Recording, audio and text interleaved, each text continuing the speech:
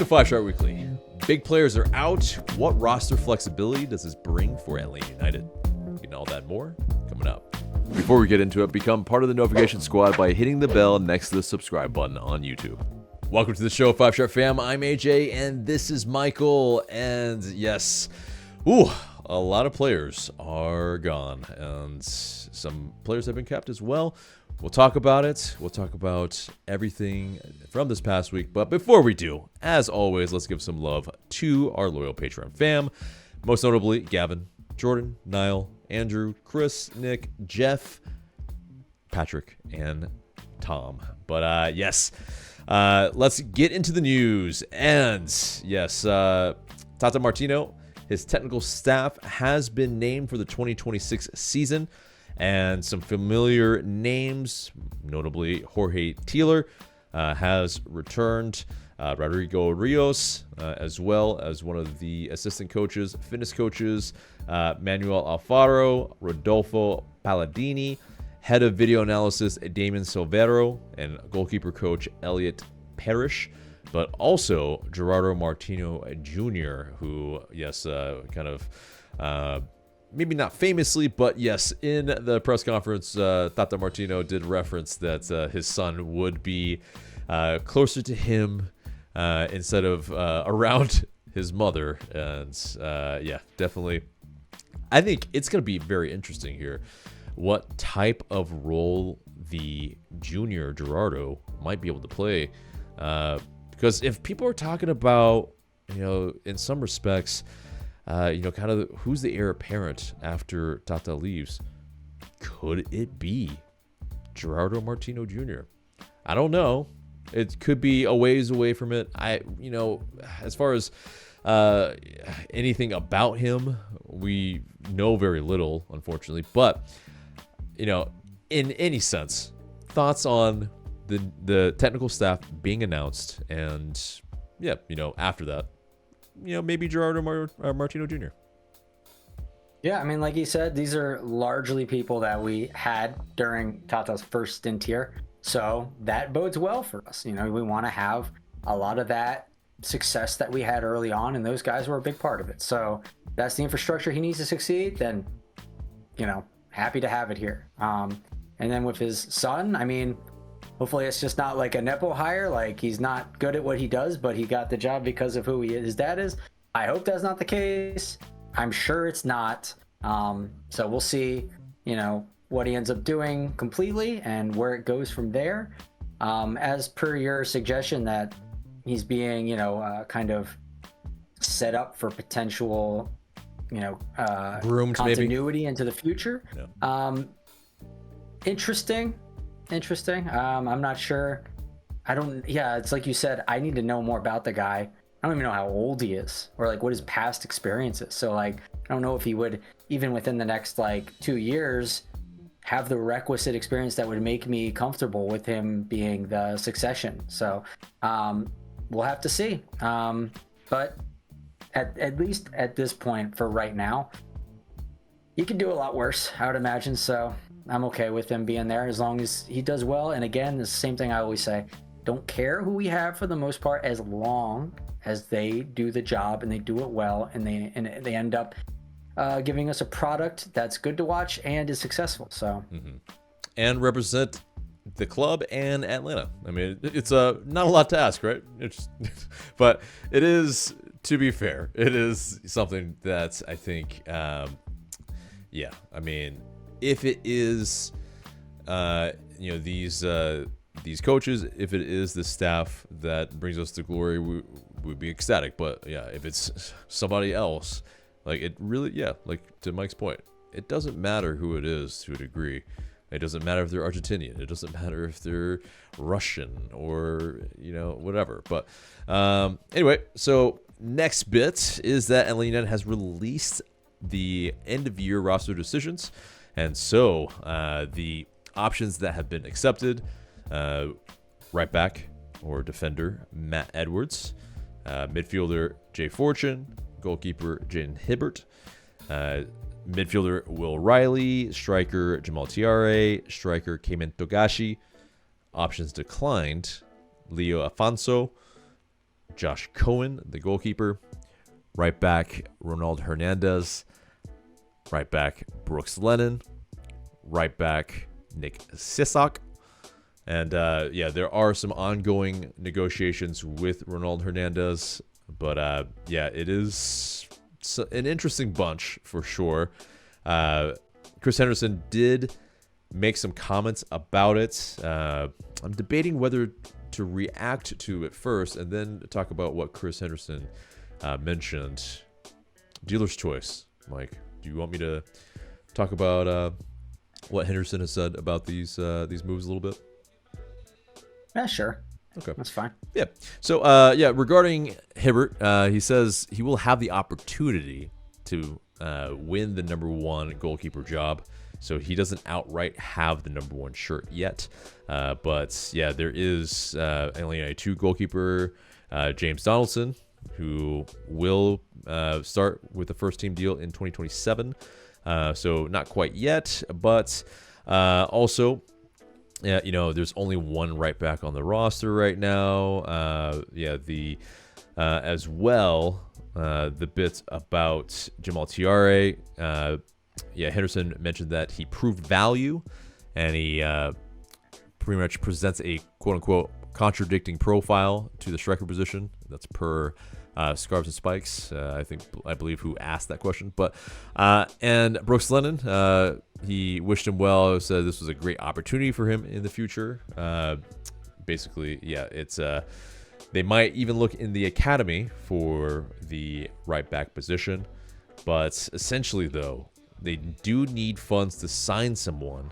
It doesn't include the U22 roster positions, and that they are waiting on decisions for a couple of the players. One of them notably being, of course, Hernandez, as mentioned, but also Noah Cobb, who is there's an option to purchase for the Colorado Rapids, and so that will be a decision that's I think pretty soon.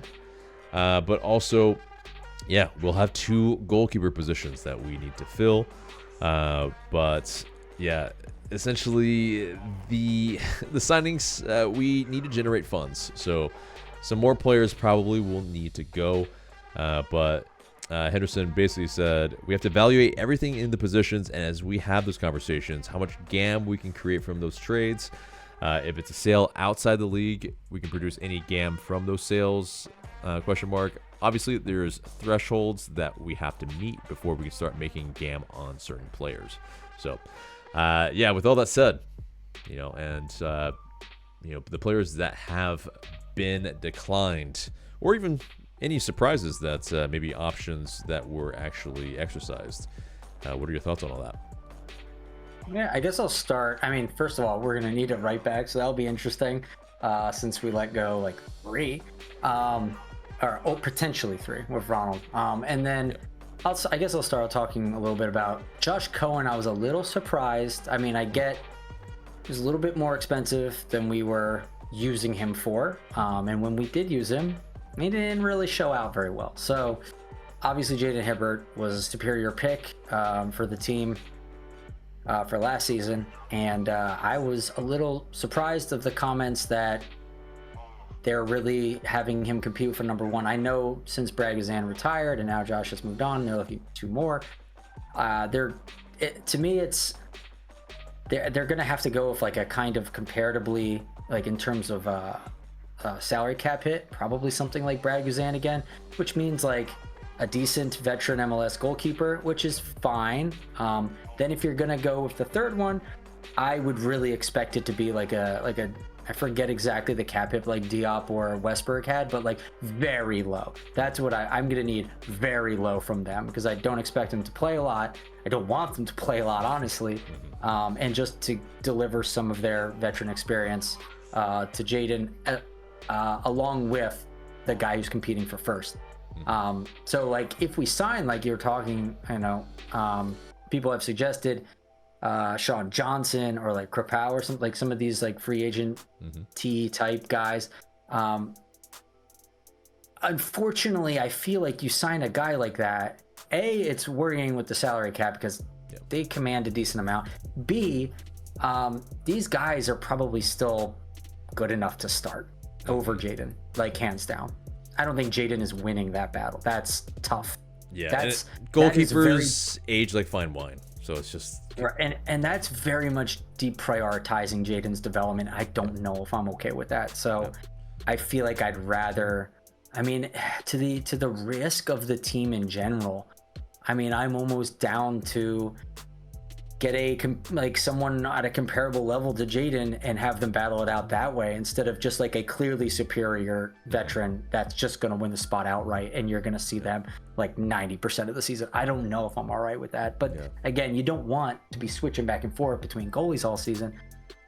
You want one to win out. You want one to be consistent for the team and everything. So I feel like it's a weird kind of position, and a one that I wasn't exactly too happy about, but I see where Chris is coming from.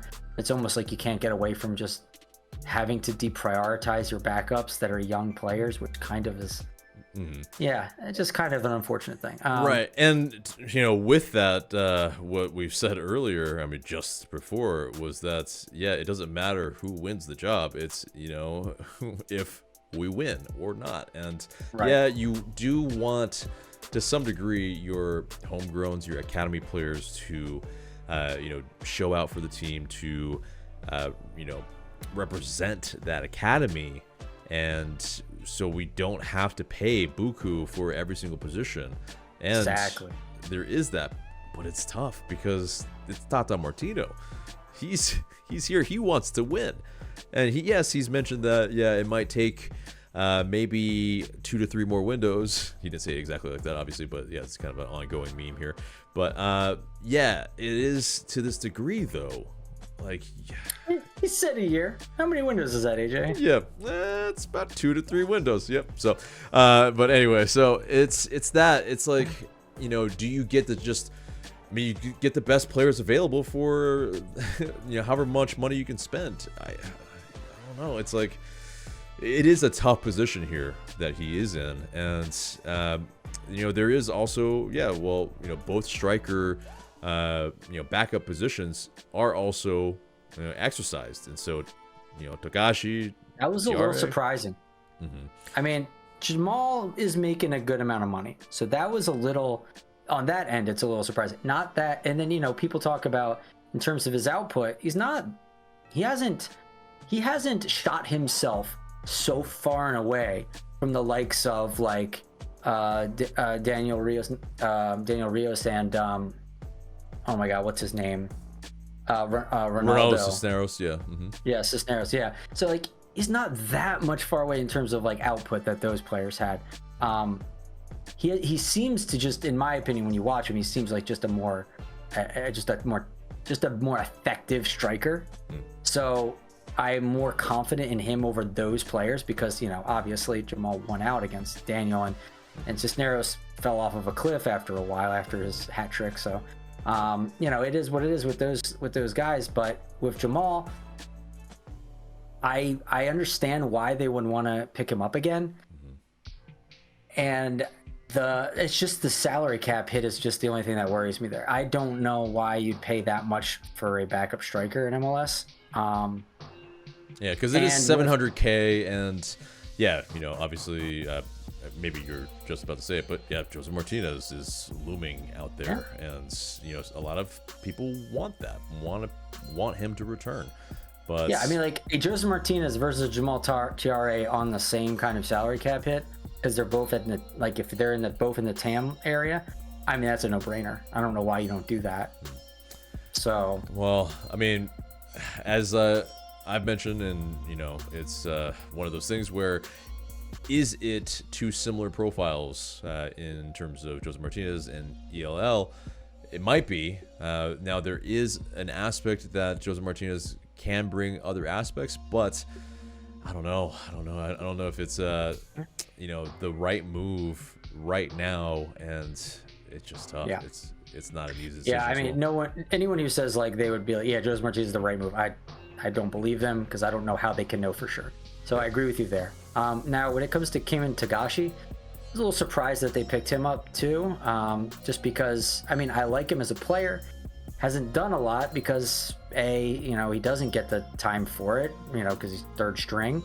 But you see him in training, like the time we went to go watch the team in training, he really puts out, he really tries hard. He's doing what he needs to do. He's doing all the right things.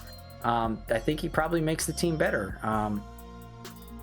Could that be used somewhere else, perhaps? I mean, maybe, like in terms of allocation money, in terms of space, cap it, like maybe. Do we need to do that? I mean, usually most teams have 3 strikers, so it's fine, but could have maybe gotten, I don't know, even like a twos player to take that place for even or an academy player for like basically pennies. Like, I don't know, but yeah, I don't know, it's a tough call there, but I think he's not making a ton, and yes, he is a little bit on the older side in terms of Togashi, but it is, I think, interesting. Kind of, does he bring something different? I think, I mean, I think when we've seen him, he works his socks off, and I mean, pretty decent from a header. Fundamentally sound, aware positionally as well. Obviously, he had that throw in that's led to the Saba own goal, I believe, against DC, and those things I think resonate. I think you have a player that can make an impact off the bench. I mean, what else can you ask for, in a sense, in this league? It's for what you're paying for. But I do agree that, maybe we do need, a younger player in there that offers that little bit of a growth potential, so that it's not just, okay, these players this is their ceiling, but our floor is like, a little lower. I think there is an aspect of it that, you kind of want some sort of just unknowns that can bring your team into a different level because they grow. But and let's see. I mean, as far as the positions that I think we were talking about it with right back. I mean, Brooks Lennon is a very big player in the sense of LA United. He's been here 6 years. He was here for 6 years. Some people's favorite player, and I mean, I think some fans are sad to see him go. He did say a goodbye post on his Instagram. Very classy move. I mean, he represented the team as well as he could have at every step of the way. Never really got, any trouble really from him. He was just a model citizen to that degree. Yes, was he limited in some degrees in his play? It was, 1 year where he had an MLS fullback. he was, and 1 year he was exceptional in that he had 11 assists. But I mean, I think a little bit of an injury. Unfortunately, it seemed like kind of that unwarranted type of injury, where it was off near the byline that he got injured, and it just seems like he never really was the same as far as his, his crossing accuracy after that. It just seemed like he maybe was nursing some sort of hidden injury or something, but his flaws just kind of came to bear, and it just we wish him well.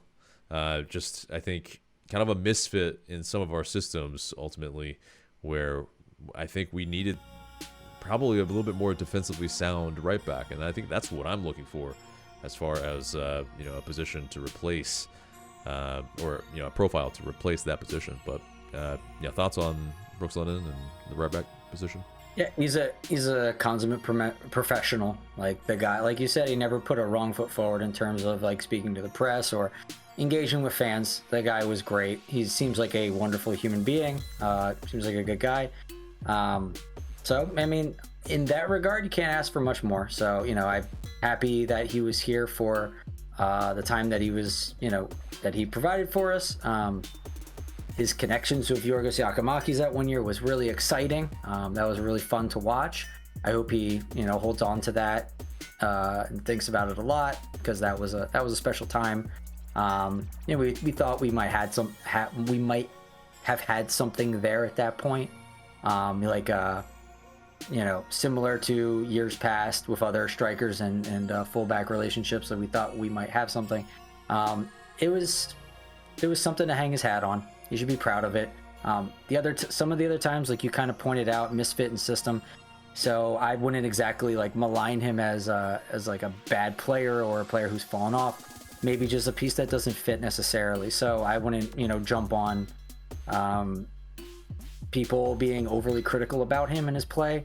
I think he could still do a number in MLS and maybe even elsewhere. Maybe like another MLS team could take a swing on him and see what happens. I think that, they could do worse. If he's in the right system with the right players and the right culture, I think he could do well. So, I wish him all the luck and thank you for his contributions to the club. And we almost had something great while he was here, but just not quite. Yeah, I mean, unfortunately, yeah, it is one of those things where his tenure here coincides with most of, the kind of not so great years that we've had. The dark days. Yeah, and so, I don't think there's a just like massive correlation in that, but yeah, there is some terrible dumb luck probably involved in there.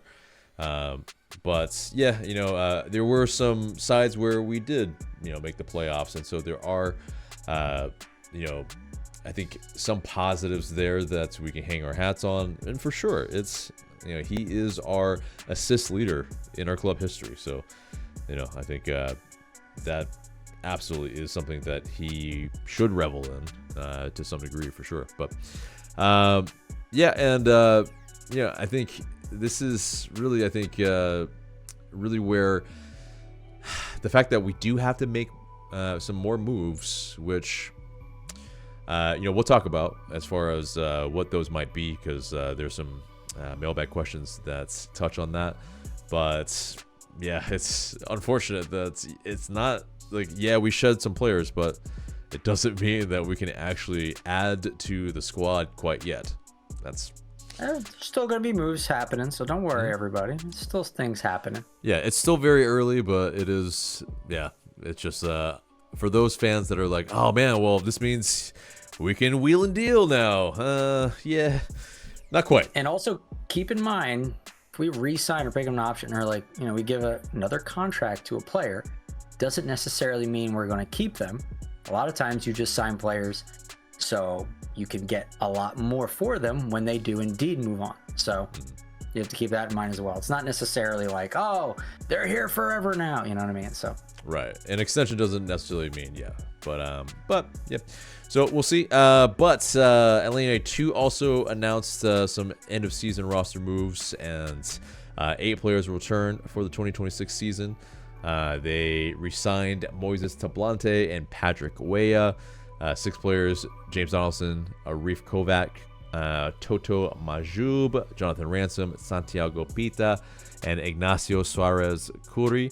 All remain under contract. The players that have been let go are Ryan Carmichael, Sal Mazzaferro, who played some minutes for us for the first team, Rodrigo Neri, Ronan Wynn, and Javier Armas is out of contract. And that probably is the biggest name as far as the twos goes, but these are all really kind of maybe not veterans, but more MLS Next Pro veterans that I think that we've shed. But Caden Moore also returns from his loan with the Philadelphia Union 2. So Aiden Torres as well from the first team roster after his loan expired. So it's gonna be interesting what type of players that get replaced in the twos. If it's gonna be more academy, if it's gonna be maybe young players from across the league that we take some flyers on.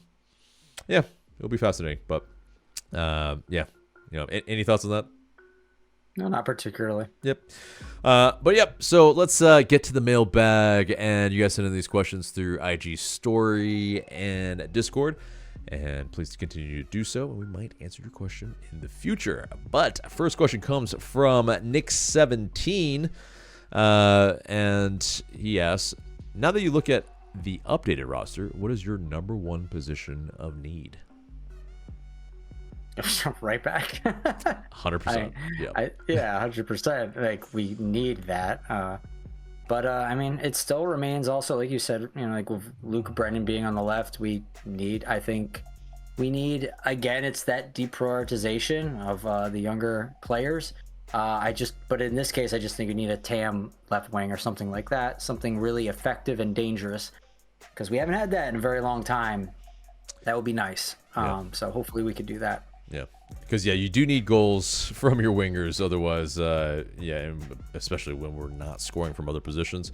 Yeah, the further forward you are, the more goals you're expected to score. So just that's pretty obvious, I would say. But and like fast, like a fast left. Like when I'm trying to think, like I mean, yes, when was the last like fast left wing guy we had?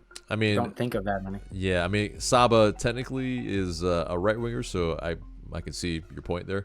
But yeah, I mean, because Shane Silva is a little bit more. Yeah, he's crafty. He he likes to dribble past his man, but it's not exactly where he outpaces players. But I think it's either that, or if Miggy moves into that position, whatever it is, we need goals from that position as well. But right back, we need a strong defender. That is first and foremost. And then if someone can put in some good balls as well from an ancillary part of that, I think that's gravy, really.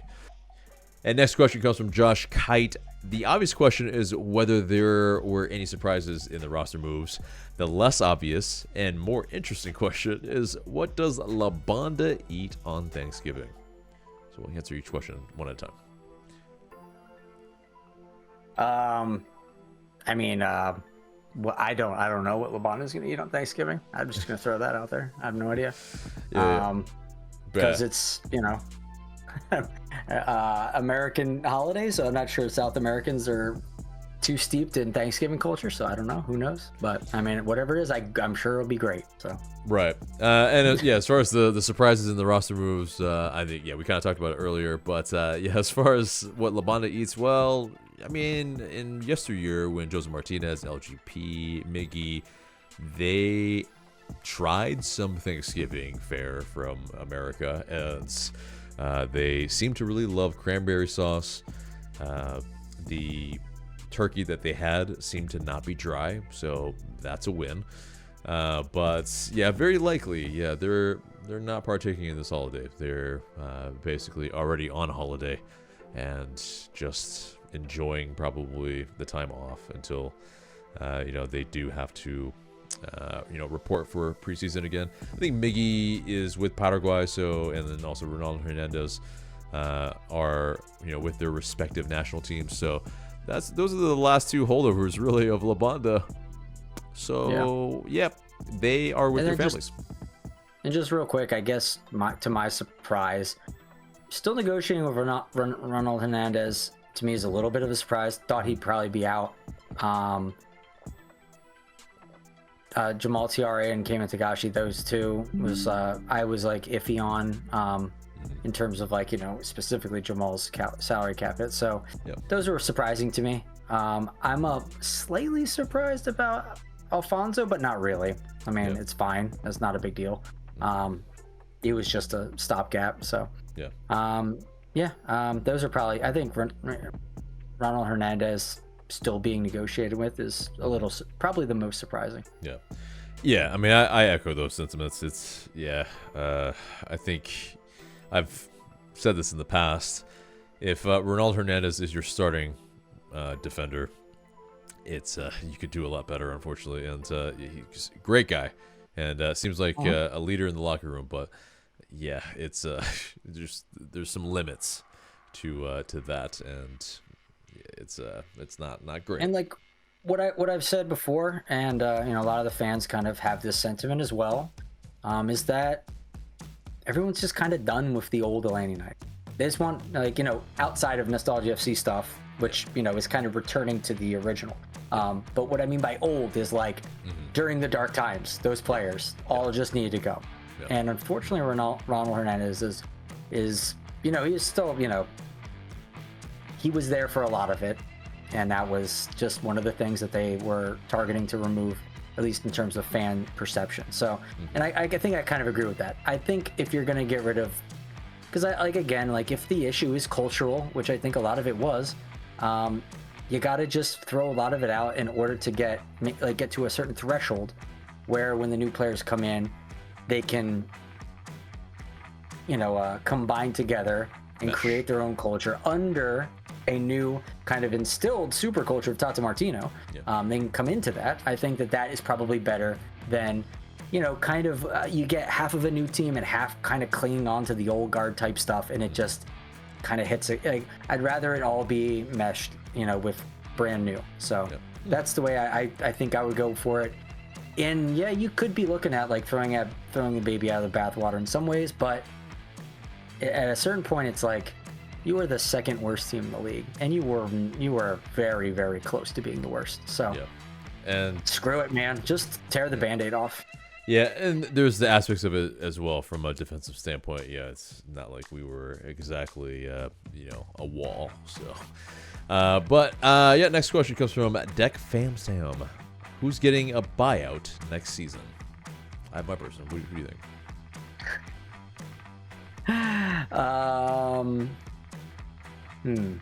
Buyout next season. Next season. Because for context as well, I think Scarves and Spikes reported that it doesn't seem like Chris Henderson is necessarily wanting to do the buyout, while there is also that context of that he's not necessarily also going to just announce, oh yeah, we're definitely buying out some players. Like, that's going to put some players on edge, and that's confidential. Exactly. So there's context in here. There's absolutely a point that yes, it could still very well happen if they don't do the moves that they want to do. So, but who would be if in the event that it happens? I guess if I remember correctly, if Moranchuk is still under contract, then I would suggest it probably be him based on his performance in this coming, season. So, which is a little like, we've already run this experiment. Why are we keeping on with him? So, but hey, he might also be gone. It depends, really. I mean, yeah, he could be traded or sold. Like, it's possible. And then we'd have to target someone else. But if he's still around and he's doing pretty much the same, if or worse. Yeah, that's definitely my target for sure. But if not, then I'd have to think about it. But him for sure. Yeah, because I mean, as far as the team, it seems like Tata Martino is going to base it around Miggy. So I mean, someone's got to be the 10. My money's probably on Miggy being the number 10, but and then that puts Moranchuk in a very awkward position here. But if it's not him, if he somehow we can extract some value from a trade, a transfer, okay. The next person would be Tristan Muyumba for me if we can't move him, which there could be a very real possibility that actually happens because, I mean, it's just, there's an error in his game for many games, unfortunately, as talented as he is. There are moments where you do see those glimpses. He doesn't fit. Yeah. This guy does not fit. He's on a different... Like, he's not on a different page. He's on a completely different book than the rest of the team when he's playing. Yeah. So if you can find a team that's within the same book, then okay. But that's just not this team. So yeah, I agree with you that I also want him gone. I would I would hope that we wouldn't have to use a buyout on him. But if it comes down to that, then if that's how you got to move him, then that's how you got to move him. But and then hey, maybe buyout Tristan, move Moranchuk down to there, like, could be something. So, but then we have Alzate, and so who knows?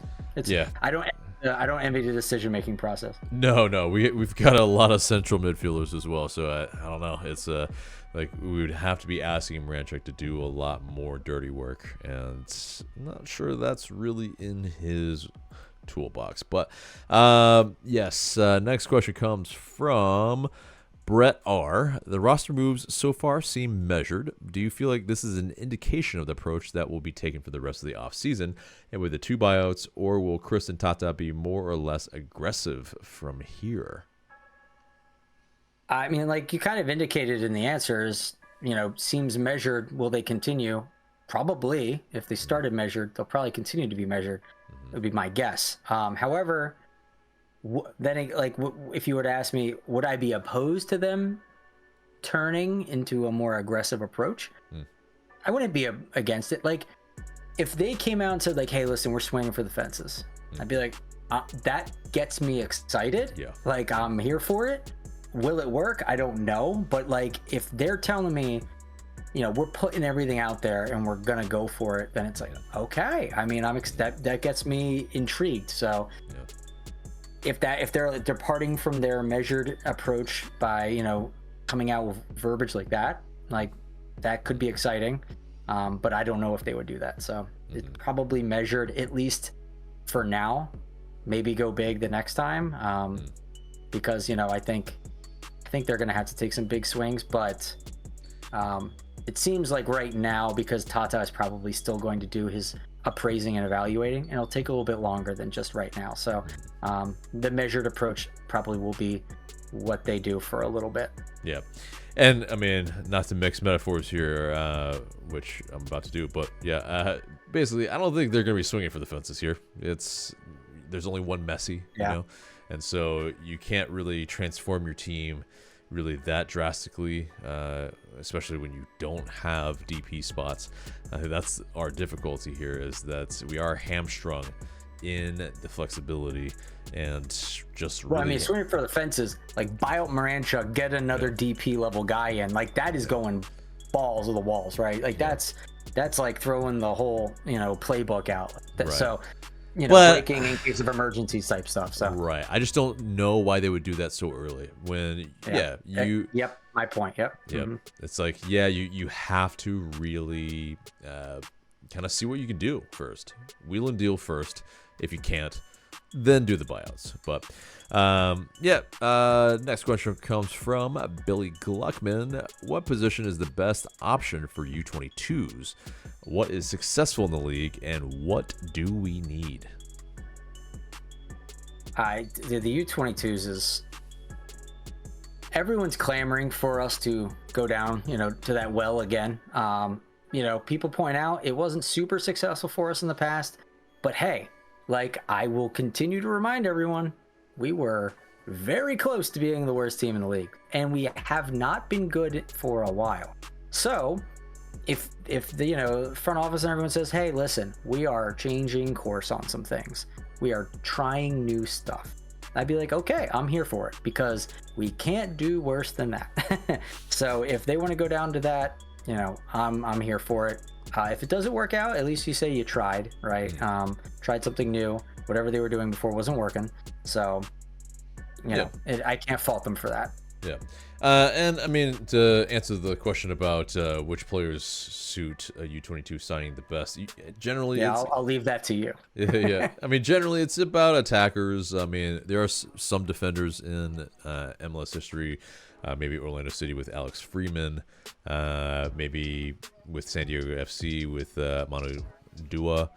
But yeah, I think traditionally, with forward players, with midfielders even, there's less of a kind of any error that you make closer to goal, you're going to, likely get scored on. And so, yeah, if you misplace a pass as a winger, it's a lot less consequence to most degrees than those type of instances. But I mean, you have the likes of forward players like Facundo Farias with Inter Miami, with Nathan Ordaz with LAFC, Aiden Taklomati with Charlotte FC. So yeah, I mean, the U22s I think are better suited for that. But for us, I mean, I could see us taking it another flyer on maybe another attacker, but obviously we've kind of we feel a little bit of the burn from Edwin Mosquera, and that is an aspect of it that it's like Who is still in the books. Still in the books, and that's the crazy So wild part. that could be a buyout too. Yeah, indeed. Well, I mean, he's on loan. It's just at this point, it's like I don't think you waste a buyout that minuscule, really, in my opinion. But next question comes from Ronaldo Dailino. Name suggestions for the NWSL team. It's tough. So I mean, yeah, a lot of people are saying Phoenix. Like, again, I'll say that is technically the name of a women's professional touch football team in Atlanta. So there's that. But I mean, that's a solid name, obviously. I think, like, the beat returning could be an idea. So I don't know. Yeah, it's interesting. I don't know, like, are they going to go with like MLS 1.0 type name where they'll be like, the Atlanta Hooligan, or right, the Atlanta like whatever's, right? Or are they going to do like the, like Atlanta United or Inter blah, blah, blah. So who knows? I don't know what kind of convention they're going to go with. Right. And, with NWSL, the team names there, well, it's a little bit more kind of it's very specific. I think things that, let me just read off some of them, because I think there's a theme here. There's the Courage, Washington Spirit, Dash, Angel City, Thorns, Pride, Racing, Rain, Royals, Wave, Stars, Current. Very few just FCs. There is a Bay FC. There is a New Jersey, New York, Gotham FC, Boston Breakers. Gotham FC, just gotta say, one of the best names in right? all of professional sports. It's just so good. Exactly, it is.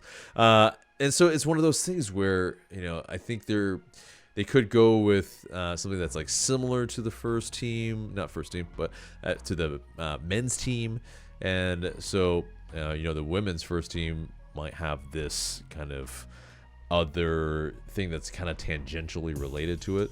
I don't know. It would be fascinating. I think the problem is that, United, there's only so many ways you can kind of swing that around too. Having not given it like massive amounts of thought, which this is obviously, I think, for the higher ups to try to figure out, as well as from fans to kind of help that a little bit.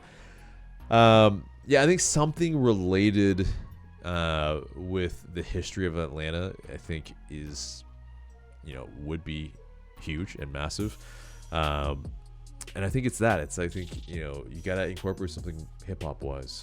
The beat is something that kind of alludes to that a little bit, even though they weren't, I think, necessarily trying to kind of hearken that. But I'm at a loss. I don't know. I think there's many ways we could go, but I think either that or what are some of the like what's the flower for Georgia? It's like maybe something like that. Maybe you can look that up real quick. I don't know if peaches would be appropriate.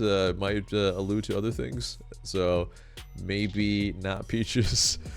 Like Atlanta peaches may be confusing for some people, but either way, we will move on to the next question while Mike is doing a little bit of that research. The Cherokee Rose is the state flower of Georgia. Atlanta Cherokee Rose would be interesting. I don't know. Maybe because the Native American bits of it. Yeah, it's tough. I don't think that's something you would want to step into. So probably not. Yeah, a little dicey. But anyway, so Atlanta United VIPs asks, if a woodchuck could chuck wood, why would it live in the woods? And also, Ronaldo Dailino asks, if a Moranchuk could chuck Moran, why would it live in the Morans? some riddles. All right, they got the brain trust out tonight, asking questions. Exactly. Anyway, yeah. So, yeah, absolutely. No answers for that. Don't know. It's I mean, if a woodchuck could chuck wood, why would it be in the woods? Is to chuck the wood that is in the woods, probably. Sure.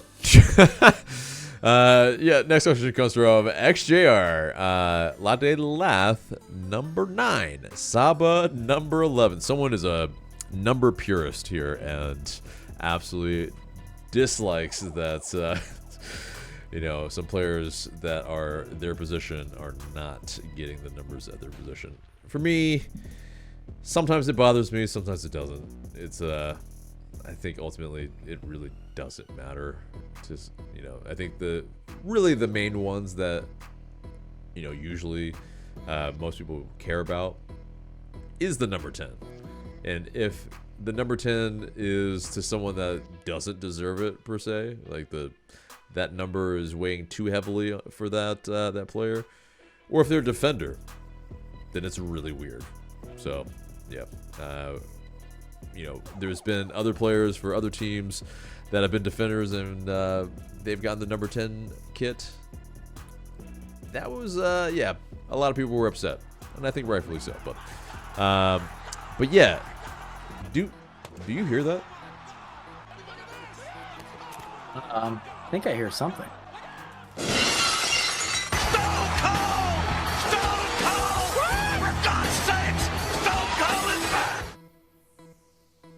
So guys, we still good at MLS? What? Tanner, what are you doing here, man?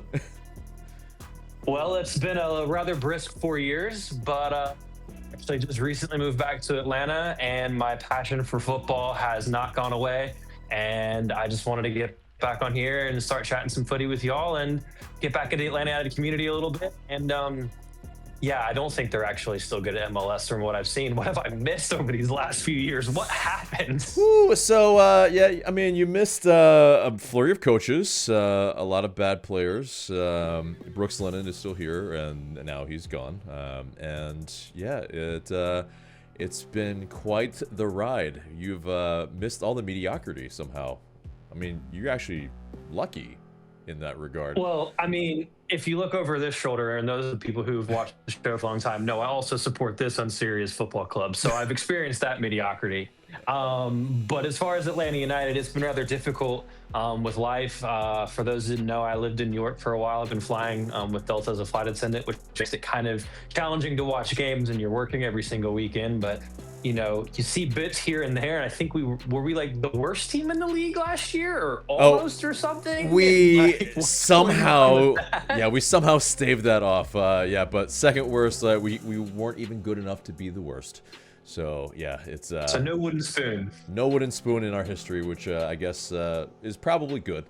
Ultimately, there were people that were rooting for us to actually do that in the Atlanta United fan base, which I had an umbrage with, but it is, I get it, but yeah, no, you have almost bookended it in a sense. You went from one Argentine manager to another Argentine manager, and you missed all the. Yeah, doesn't that one Argentine manager coach for your Arsenal now in some sense? Yeah, and he's doing really well for us, so it's fantastic.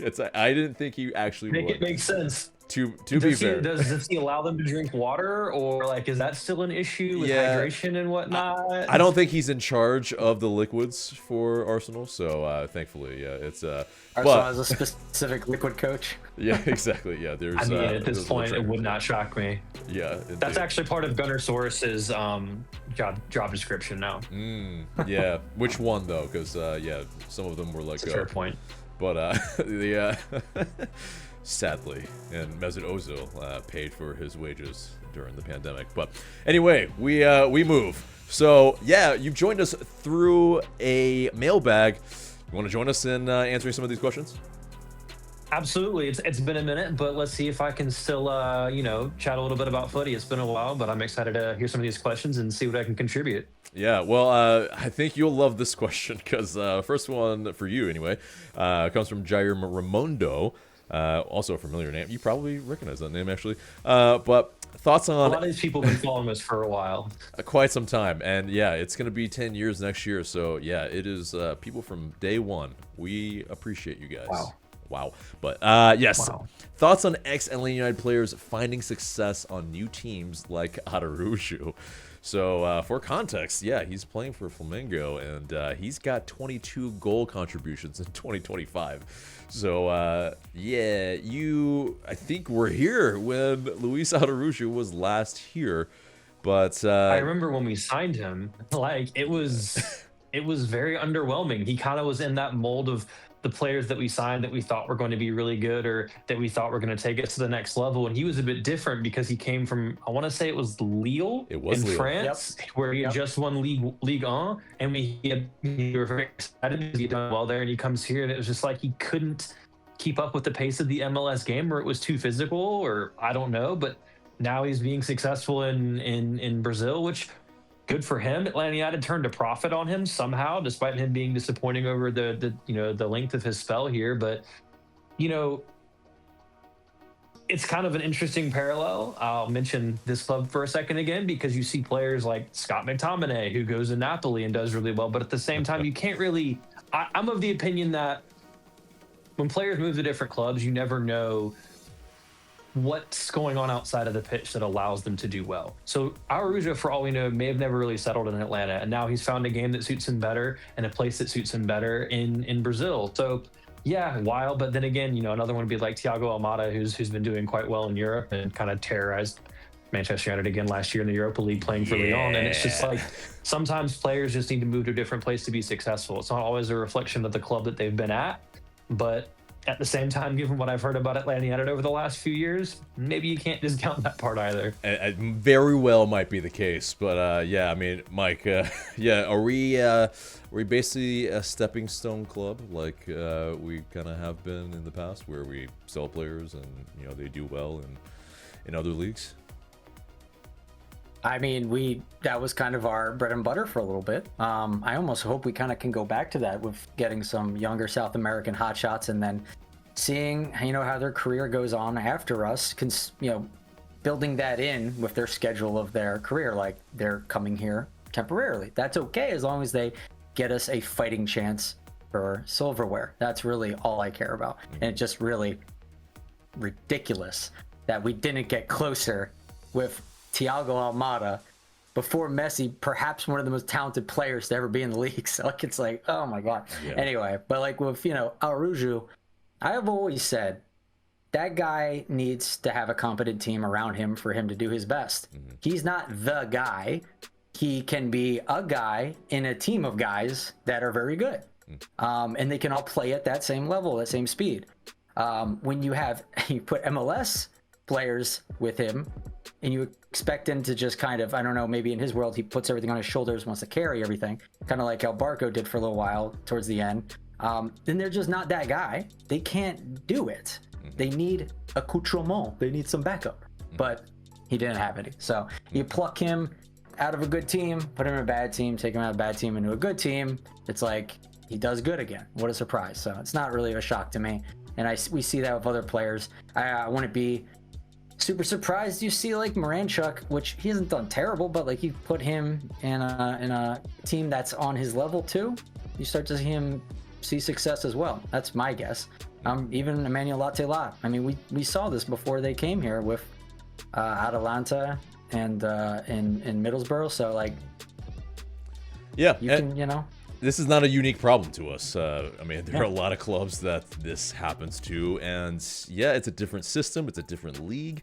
Araujo with a more flair kind of based league in the Serie A in Brazil.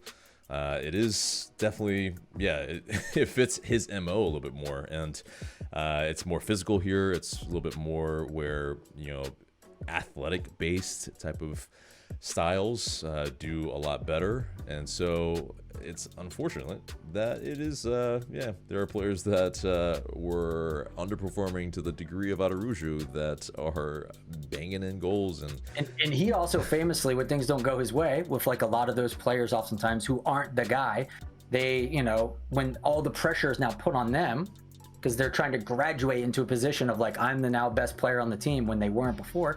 That pressure can be crippling when they're not ready yet, or they just aren't that guy. We saw it with Arujo putting his fingers in her ears, publicly saying, I'm not listening to what the fans in the crowd has to say about my performances. I won't let it get to me. And then he proceeds to sky like 100 shots after that, where clearly it did get to him. Isn't he Brazilian as well, if I remember correctly? Yes. Was he? Yeah. I Right? think Yeah, maybe okay. Well, he he's was. at home too. So, like, being back in your home country probably is going to have a little bit of an impact on the way that you play because things are a little bit more familiar to you. So, that probably has something to do with it as well. So, you know, by the way, speaking of I haven't heard the name Ezequiel Barco in like years. Where is he at? Does he even still play? Like, He's what in is Russia. up with where He plays in Russia. he's in Russia? He's in Russia. Yeah. You're joking. Yeah, we're not joking. It's Was it crazy. Lokomotiv Moscow, is it? I believe. I know it's crazy. It's it's so crazy. And then That is not something I had on my bingo card. yeah, very few I think. It's Spartak. Yeah, but Okay. it is still it's you know, and he is not one of those players that has done better at other clubs. So, you know, Brother, he went to Russia. That's all you got to say. Exactly. Like, literally, he could be off in Siberia. So Exactly. much for the hype that was ever placed around him. So not every player leaves and goes on to be successful. yeah, I mean, he played for River Plate. It's not the worst thing in the world. I think they won some trophies. But was he a big part of it? Was he, you know, a massive player?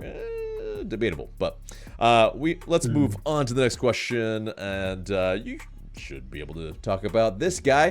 There are a couple questions from a couple people about this person. Nadams Professional and Luha Wi-Fi from DAA ask, Josef Martinez coming back or not? Will we sign Josef? Well, from my understanding of things, Atlanta United has already re-signed their 2 backup striker options. I know Josef had a pretty solid season last year at San Jose. I think he scored something around 14 goals from what I've been filled in on with that. I'm guessing he's probably too expensive to fill a backup striker role, especially if he's in the realm of like a low DP / TAM player. I don't know how he would fit onto the team. I mean, if you could make it happen, obviously you make it happen. Kind of like what happened with Miguel Almiron, right? Like I know in his case, when he came back, Charlotte for some reason had his discovery rights. It makes no sense, whatever. And you get him back. You've got Tata back. You know, if you could make it work, then you try and make it work, because I think that would be exciting. You could get a lot of, you know, generate that excitement from the fans to try and get back to the bins, to try and start going to matches again, even though tickets are too expensive. But I know you all have talked about that already over the years. Yeah, I mean, for a player that can score goals and for him to possibly link up with Miggy again, they might still have that partnership somewhere in there to be able to strike that up. And I know everyone would love the Dragon Ball Z Fusion celebration again, but at the same time, roster rules in MLS being what they are, I don't know what it would require to make that deal. And I just don't know if that's within the realm of possibility for Atlanta United right now. And given how poor their defense has been, you know, you kind of have to think that that's going to be the primary focus and not trying to sign another striker. Yeah, and before you answer, Mike, I mean, there's a lot of talk recently about Nostalgia FC, of course, with Tata Martino having returned as well. And, well, Tanner, you have showed up all of a sudden here. So there's something Nostalgia FC about that as well. I mean, what feelings does that conjure up, hearing Josef Martinez's name associated with Atlanta United again after the... I'm not sure exactly if you were around when the tumultuous end happened with the chicken and rice, and essentially, yeah, you know, some circles. Oh, he doesn't know about that meme? Yeah. Oh, boy. Yeah, Well, that's... I know at some point he ended up in Montreal, and that's about it. Yeah, and then he ended up at Inter Miami as well. But, I mean, yeah, Josef Martinez associating with LA United again. Yeah, what kind of feelings, personally, does that conjure up for you? I mean, that's for the people that went to those first 2 seasons specifically, and even the 3rd season before, I think he got hurt. It was the beginning of the 4th season where he got hurt. But you know, that 3rd season he misses the penalty against Toronto, and God, that game still pisses me off. They had like 0.01 XG for the whole game and somehow scored 2 goals. But those first 2 seasons, him and Miggy together, it was just exciting. That brand of football that you saw, the goals that were scored, because there were some bangers in there. It just makes you feel all those, like, it's definitely nostalgia and the feeling of just like excitement and happiness and joy and the camaraderie and the feelings you had of all the people tailgating in the Gulch and the stadium being packed every single week, and just that feeling and that noise. It brings that back, makes you think about that. Now, do reunions always work out? Not necessarily. I think it's already a pretty bold strategy to bring Tata back, because he hasn't had a lot of joy ever since he left Atlanta United. He had a very underwhelming stint with Mexico and Inter Miami, decent, but never really exactly what they wanted.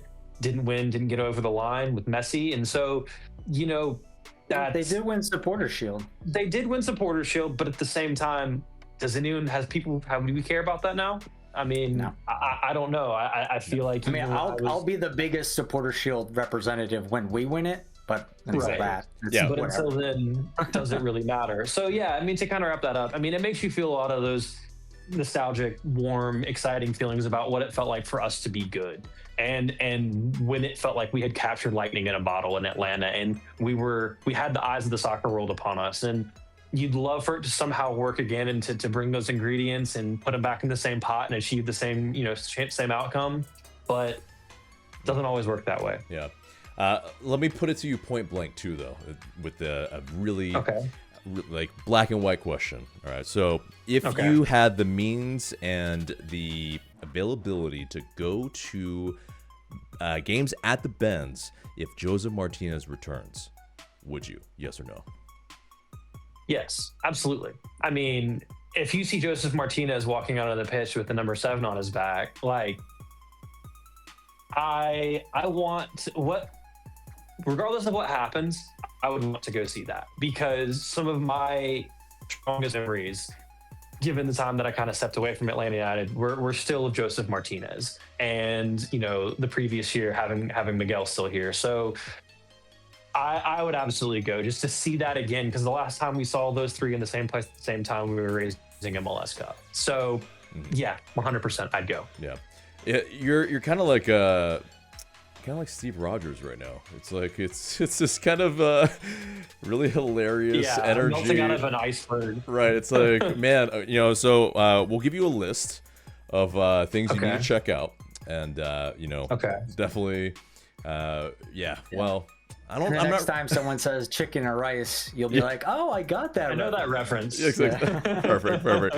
Love it. Mike, obviously, we talked about it earlier. Josef Martinez, very unlikely at this point because of those above reasons. But same question for you. If you had the means and the availability to go, would you? Because Josef Martinez is back. Yeah, I feel like out of just deference, out of respect for what he's done for the club, that's the reason you go. Even if he went out there with crutches and just was a shadow of his former self, like, you'd still go out there. I don't know why anyone would really say anything other than that, except for someone maybe being like a soccer purist about, like, I only want to see beautiful soccer and this is not beautiful. But like, out of deference, that is the pure and simple answer. That I hope you see more than that. Like, he gives you more of a reason to go watch a game, but at the very least, he earns my ticket just based on that. And with him coming back, the only way I kind of see that happening is if, like, he's close to retirement, he wants to maybe finish things out for Atlanta United, and then maybe he's willing to take like a backup role, because I don't think he's done being a real player on a team, not someone who's just a straight backup. I think he's still thinks he can put out some numbers, and clearly he has from last season. So he's not done yet. So why should he take like a bit role, even if it is on a team? That just seems like swan song type stuff, and I don't think he's there yet. Yeah. And to add on to that as well, there's also the tactical element of it, where it's just like you already have Latte Lot up top, and it's just like, is Tata going to play a two-striker system? And if so, where does that put someone like Saba? Where does that put Miguel? Because if you're playing with two strikers, you can't play with two tens, and are you going to put Saba as a wing back? So it's just like, there's a lot of tactical questions that you have there as well in terms of like how he fits into what you're trying to do. I mean, even because I don't really see how you're going to like be like, F it, 4-4-2, we're going for it, which I don't think Tata is going to do.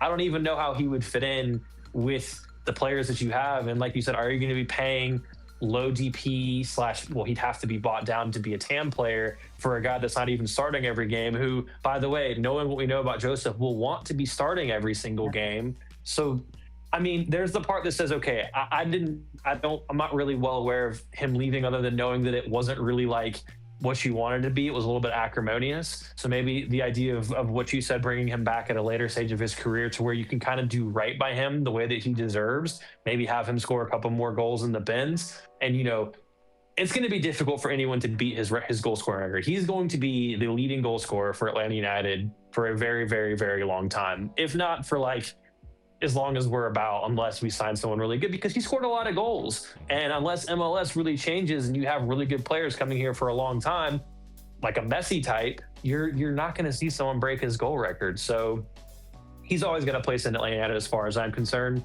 I just don't know if it makes financial or tactical sense at this point in time, unfortunately. Right, because yeah, I've said as well in previous episodes that Manuel Lattelat and Josef Martinez in the same team, they're too similar, and you need variety, you need dynamic that we currently really don't have. And Jamal Tiare, I mean, and you know, Chris Henderson mentioned it earlier. You know, we talked about that, where yeah, he brings a different element that we don't have in our strike force. But is it everything we need? I mean, Josef Martinez can hold up the ball a little bit. We've seen that in the past, but at age 32, yeah, I just don't see that.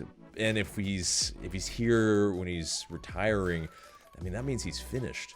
Like, do we?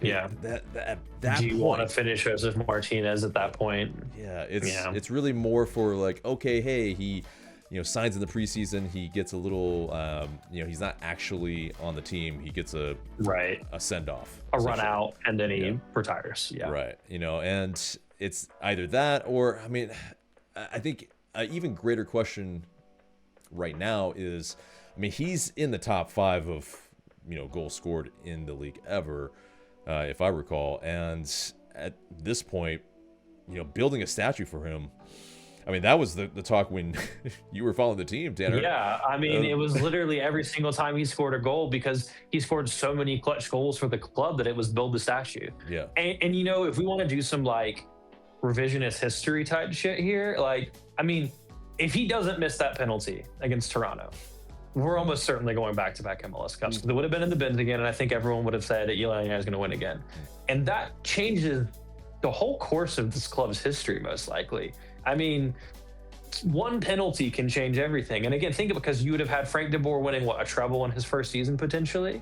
And taking that into the COVID year, yeah, that was terrible, but he probably would have gotten a little bit more than the MLS's back tournament. He was coming off of winning a second consecutive MLS Cup for the team. So, like, you know, if Josef scores that penalty and we lift it again, he might already have a statue out there. So, yeah, you know, it's crazy, but at the same time, like we've all said, I don't think it's going to happen. And right. Josef is currently the 6th highest goal scorer. He's 3 away from 5, so he'll probably get that. Statman Mike. But yeah, appreciate that, man. But yeah, and so I think it's really fascinating, the sliding doors things that really could have happened. I mean, yeah, 2020 was terrible for a lot of people, and we all know that. But it is also as well something about, like you're saying, you know, FDB maybe staying. You know, what could have happened? What this team really could have become. But it also is on the flip side, and we'll move on to the next question soon, guys. But yeah, I think it's just really fascinating that Tanner is just, you know, all of a sudden showed up here. So there's lots of questions here because, well, you know, you did write an article that Darren Eales did approach you about, and yeah, you know, it's really fascinating if that played a part in his mind for the decision making in the MLS's back tournament?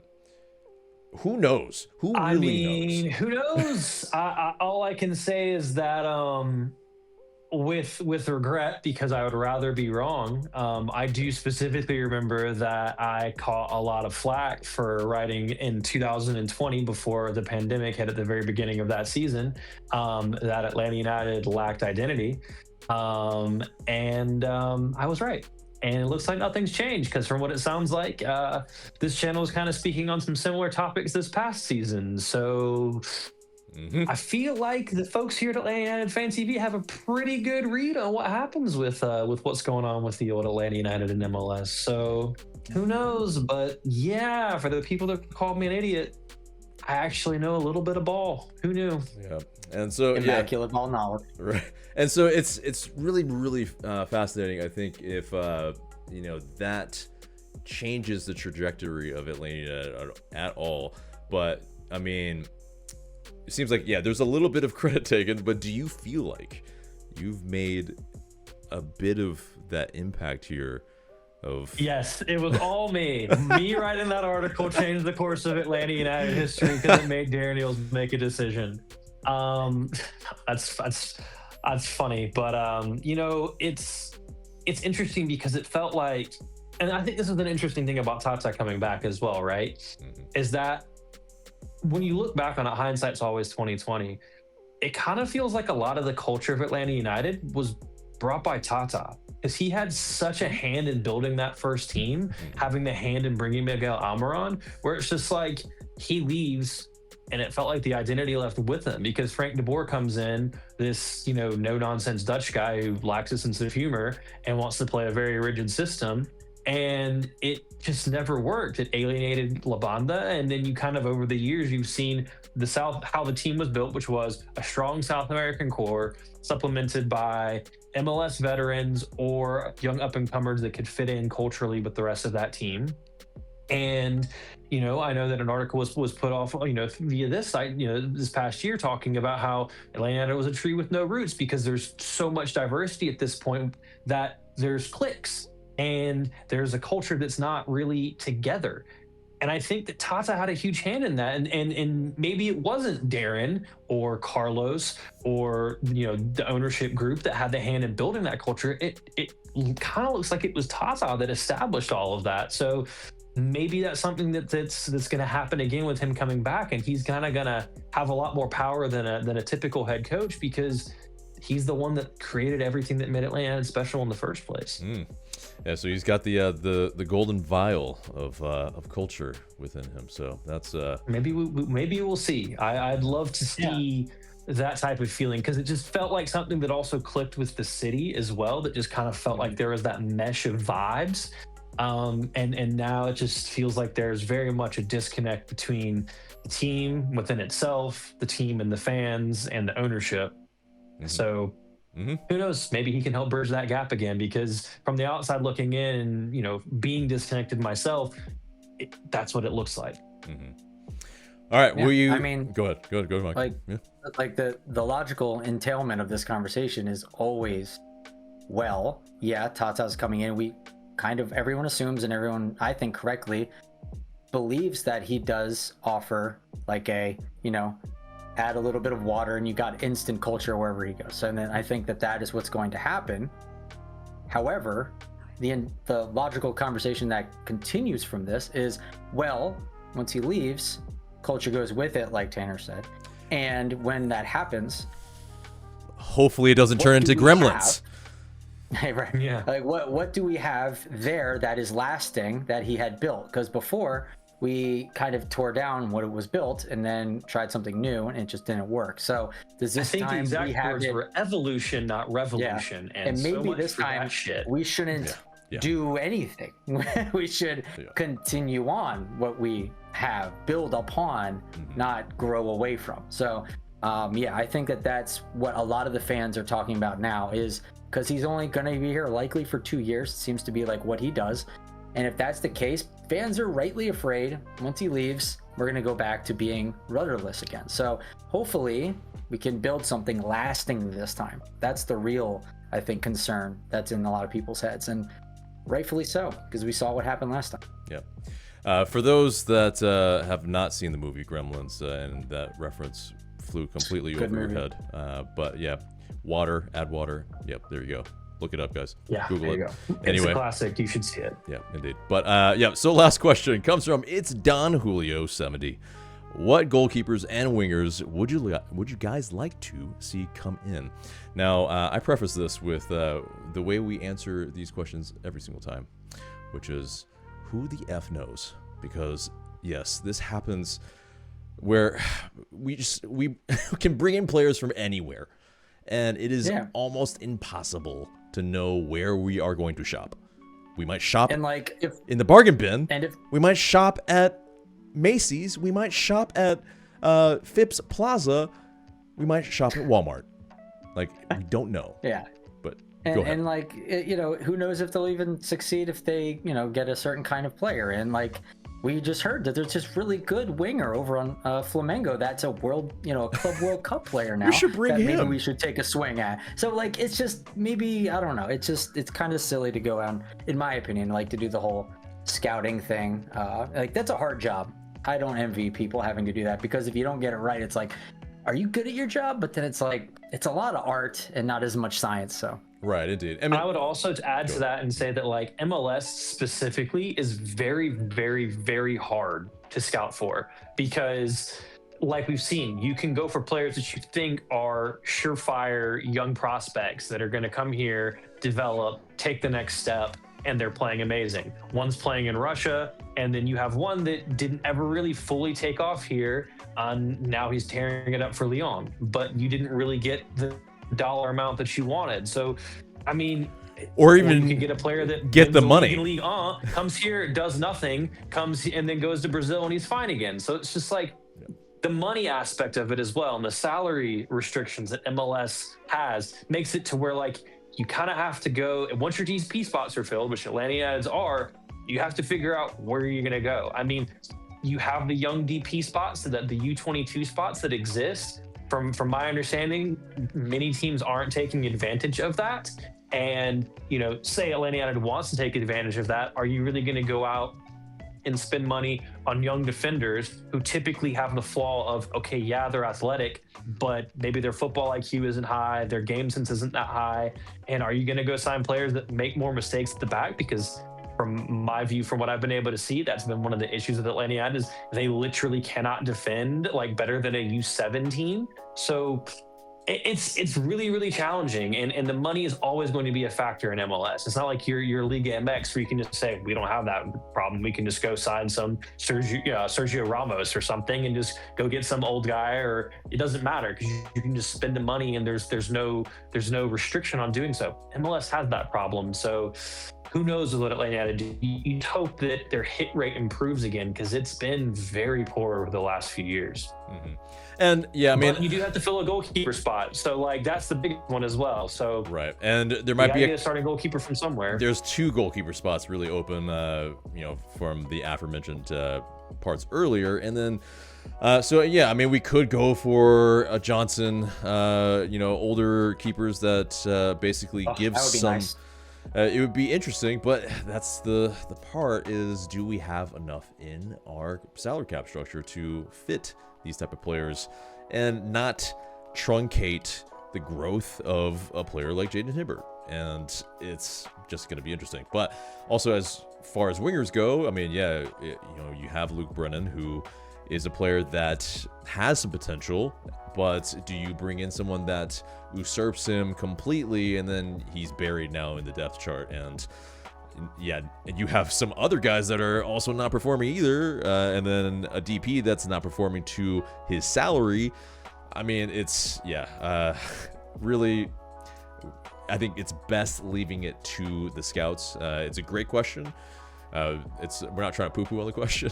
It's really hard to answer in MLS. If this was the Prem, it's so straightforward. It's the best of the best Story, right? Yeah, like it's so simple there.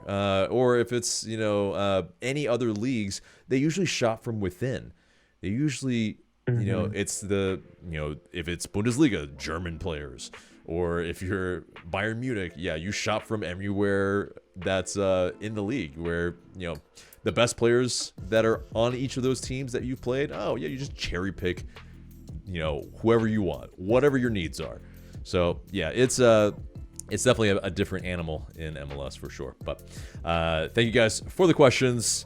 Please continue asking those questions. We might answer those questions in the future. But this is pretty much the episode, except for the question of the day. So the question of the day is, what's the biggest positional need that you think Atlanta United needs in 2025? Since we let go of a slew of players, what do you guys feel like we should bring in first? But, yep. I'll default. I won't answer this one first. So, well, this one is for the it's for the viewers. audience. I was honestly, I thought he was going to ask, what's your favorite Tanner memory from earlier when he was on the podcast? I thought that's what he was going to ask. And yeah, you guys can answer that as well. That'd be lovely. I mean, yeah, very impromptu, just cameo appearance from Tanner. So definitely give some love in those comments for Nostalgia FC. We're bringing it back, and so it's absolutely lovely. And if this video gets 10,000 likes, Tanner's coming back permanently. Yes. Indeed. There you go. I actually have two quick memories if we're going to talk about nostalgia. Yep. One is Tito Villalba scoring a hat trick with himself against me and Devin when we were playing him in FIFA, because that was hysterical. Yes. And two would be the fact that we got credentialed to cover MLS Cup 2018, and the experience that we had with that is something that I will always remember. And that was pretty freaking cool. Yeah, and we couldn't have done any of those things without you guys. And so, yes, if you are here from day one, if you're here from yesterday, if you're here from this past 5 minutes, then yes, we appreciate you. Thank you so much. But yeah, I mean, guys, it is the end of the episode, but we got to give some love to Tanner. Got to give some love to Mike. Both of you guys, appreciate you. And yes, thanks for having me back, man. It's been a long time, and it's been an absolute pleasure to get to chat with y'all. Indeed. Likewise. But guys, remember to like, share, comment, and subscribe. I've been AJ. That's Mike. That's Tanner. We will see you in the next video.